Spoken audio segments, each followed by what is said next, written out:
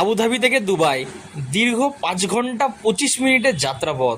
তো আর সিটগুলো তো আমি আগেই বলেছি ভীষণ আনকমফোর্টেবল, না ঠিকভাবে বসে আরাম পাচ্ছিলাম, না ঘুমোতে পারছিলাম, প্রচণ্ড ইরিটেটিং ফিল হচ্ছিল।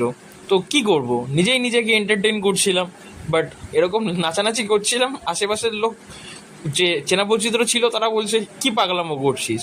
তো এইখানেও থাকতে পারছিলাম না। তো আবার আমি চলে গেছিলাম ওয়াশরুমে। তো ওয়াশরুমে গিয়ে পাগলামো করছিলাম। কি করব, 5 ঘন্টা 25 মিনিট সময়টা কাটবে কিভাবে আমার। আর আসার সময় ভীষণ প্রবলেম হচ্ছিল ফ্লাইটেও, কারণ বাইরে বিদ্যুৎ চমকাচ্ছিল। সো ফ্লাইট একবার এদিক ওদিক এদিক ওদিক, ভীষণ ভয়ের মধ্যে দিয়ে আসছিলাম। যাই হোক, অনেকটা মজা করবার পর, দীর্ঘ সময় কষ্ট করে কাটাবার পর অবশেষে আমাদের ফ্লাইট এসে পৌঁছলো আমাদের কলকাতায়।